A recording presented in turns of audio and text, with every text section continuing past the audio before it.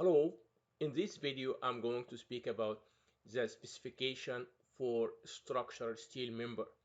Now if you look at the specification section in your project and section 050000, that will be related to the metals.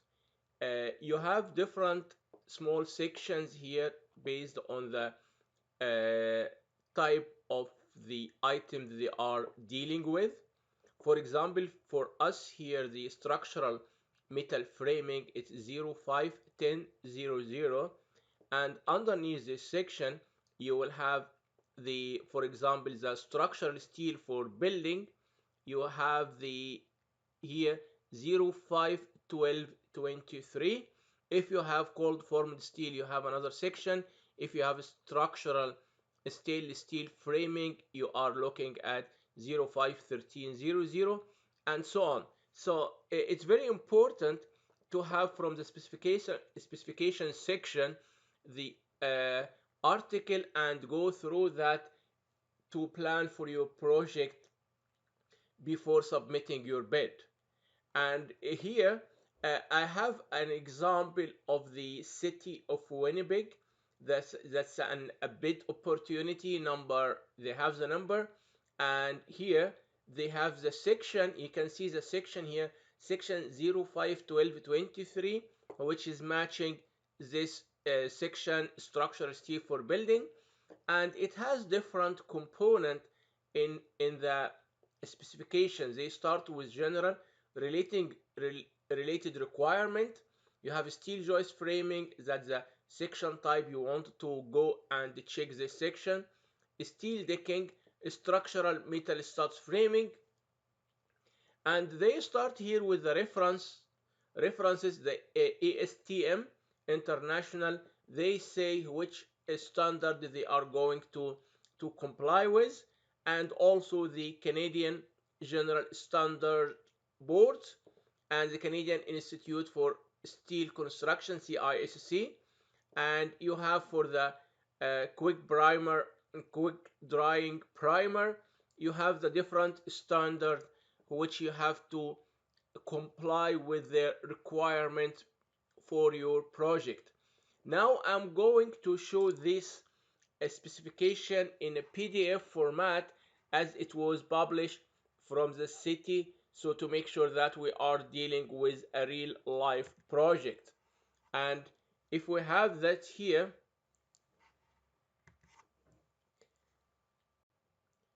here we are going to look at the specification as it was published by the city of Winnipeg, and we spoke about the section type or the section number. And here part 1 is general, and here related requirement, references, and then it goes to the action 1.3, action and informal informational submittal. That's very important. Let's go through that one by one. So first of all, provide submittals in accordance with the section 013300 submittal procedures. In this section, you will have the procedure for the submittal, the turnaround time, how long it's allowed for the consultant to wait and review their drawing, and then you can receive your drawings back with their comments. And here in this section is a shop drawing. Now they say provide drawings stamped and signed by professional engineer registered or licensed in the province of Manitoba, Canada. So that's one what I was talking about. Now that's here shop drawings. The other section is erection drawing. Submit erection drawings indicating details and information necessary for assembly and erection purpose, including description of the method, sequence of erection, type of equipment used in erection, temporary bracing. Let's have a look at that. If you are building a special building from the steel structure, you want to provide erection drawing. This erection drawing will make sure that you know the sequence of your project. You know how to have temporary support. You want to make sure that the sequence is uh, appropriate and you have a safe construction method and equipment on the site. That's very important. In many cases, with the experienced contractor, they don't have an issue with that, but the city wants to make sure that you will provide the erection drawing and you make your thoughts about your project before going to the site. That's very important. Fabrication drawing, submit fabrication drawing showing designed assemblies, component and connections are stamped and designed by qualified professional engineer licensed in the province of Manitoba, Canada. Now we still are looking at the structural steel, so you can have different fabrication drawing. It depends on the type of the item, and then it should be designed by qualified professional engineer. Samples. Upon request, prepare samples of typical exposed structural connection in accordance with AISC specification for architecturally exposed structural steel for approval of contract administrator. Let's look at that. Because here they have an exposed connection, they want to make sure that this connection will look good and that will match the architectural intent for this project. So they wanted to have sample, and that will be up on request. Prepare the sample for that. That's very important. Samples to be judged up on alignment of surface, uniform contact between surface, smoothness and uniformity of finished weld, and when approved, sample unit will serve as a standard for workmanship, appearance, and material acceptable for the entire project. So this sample will be your reference. If any connection is not matching the finishing and this sample, this connection will be rejected. So you want to make sure that your supplier or the subcontractor or the crew who are dealing with that, they know that's a standard and that how they have to finish their work with the same quality. Source quality control and submittal. Submit 2 copies of mill test reports 4 weeks prior to fabrication of structural steel. What does it mean? If you are going to buy your structural steel from a mill, so you need to get the mill test reports 4 weeks prior to the fabrication of structural steel. And here we have more details. Mill test report to show chemical and physical properties and other details of steel to be incorporated in the project. And the other one, provide mill test report certified by metallurgist qualified to practice in the province of Manitoba, Canada. Okay, so you need to know the mill, and you get the report from this mill before having your contract with them to get their approval that their steel uh, parts will be accepted in your project. Delivery, storage, and handling of your material. So deliver and store and handle material in accordance with the section. You have the section here. A common product requirement. Deliver material in manufacturer original undamaged container with identification label intact. That's part one. And again, part one, you can see that here is general. Now let's go more in details about part two, the product design requirements. So design details and the connection in accordance with the requirement of the Canadian standard S16, that's for the steel, or S136, that's for cold formed steel, with CSA S136.1, that's for the Canadian, to resist force, moment, shear, and allow for movement indicated.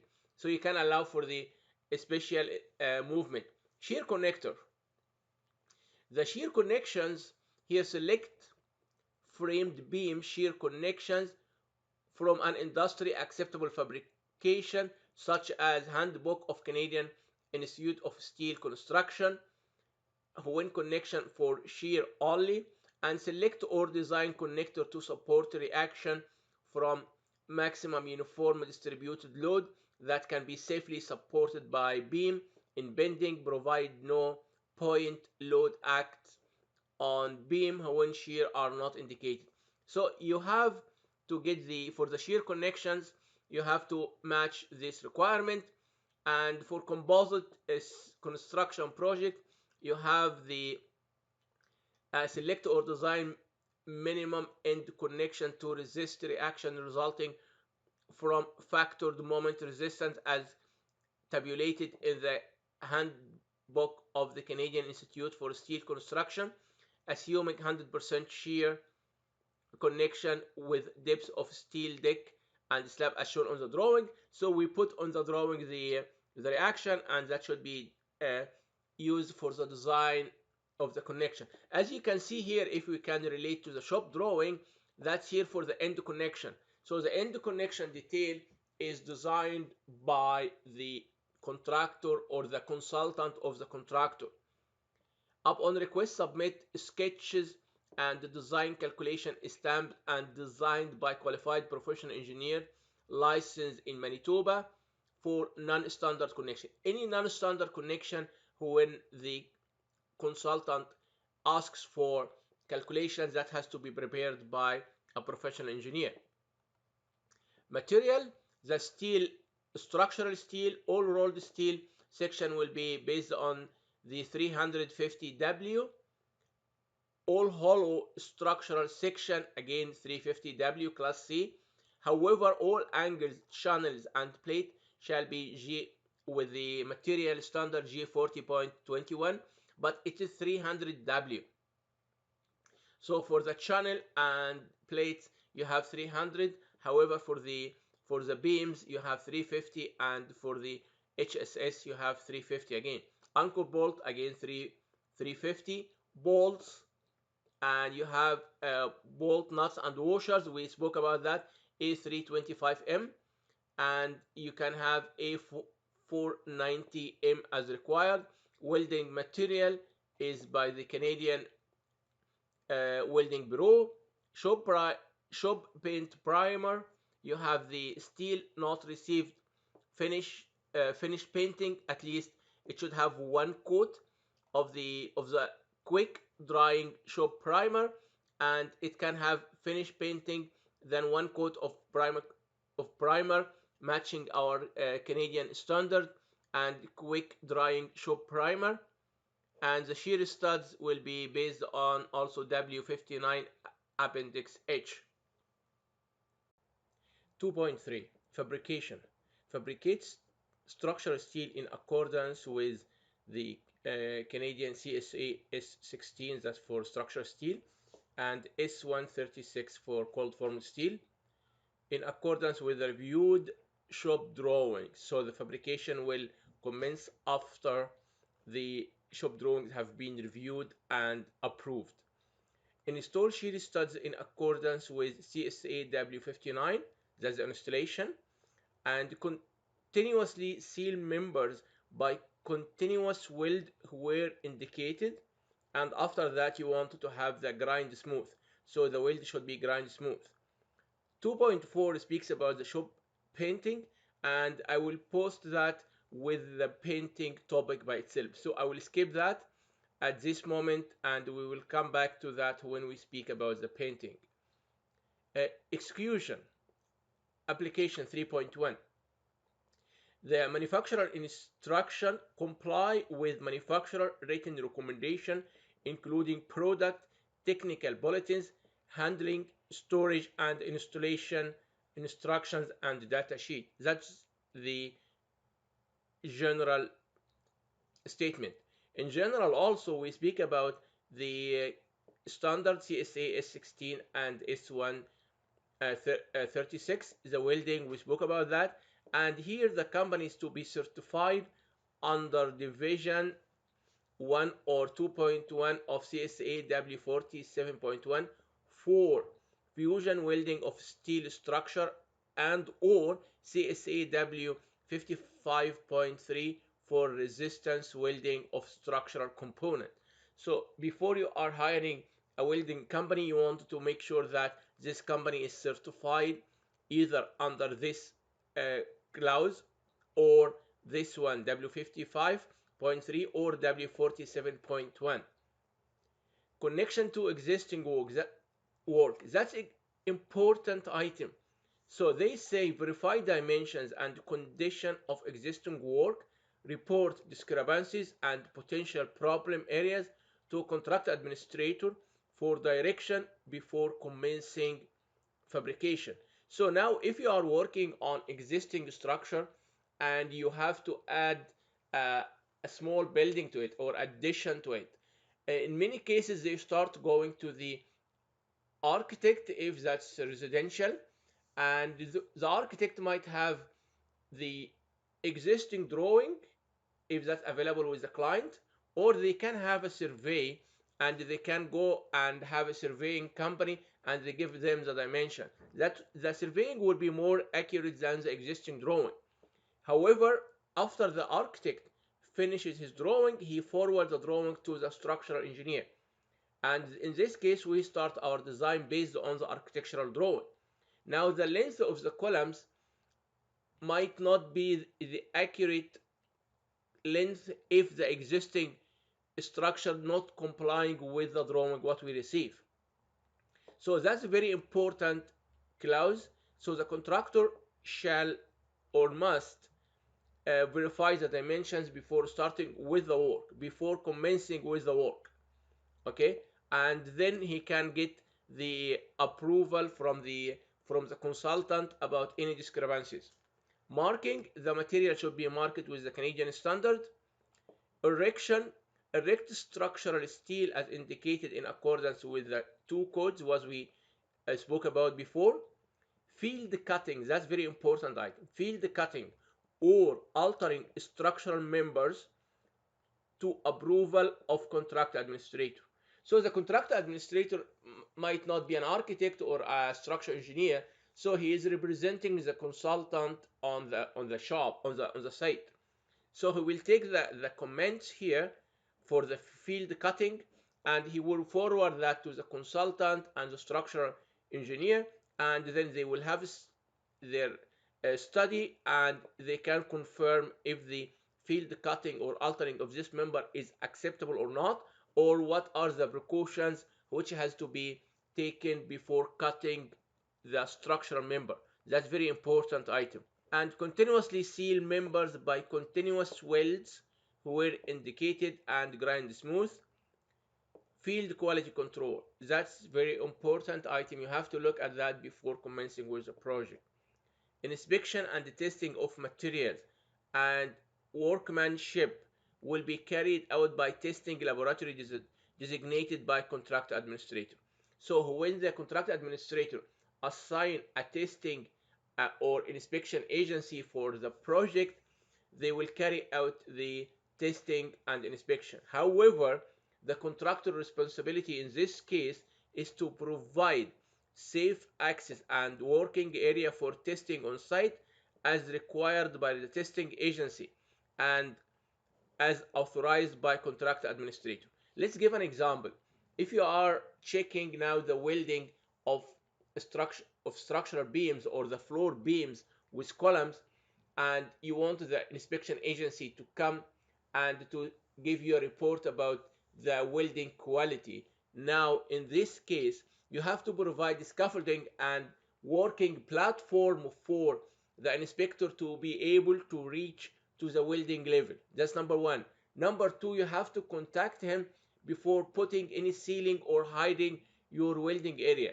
So now you have to arrange with the inspector what he wants to inspect, and then you have to coordinate for him the inspection time and area and the access should that should be coordinated ahead of time to avoid any delay in your project.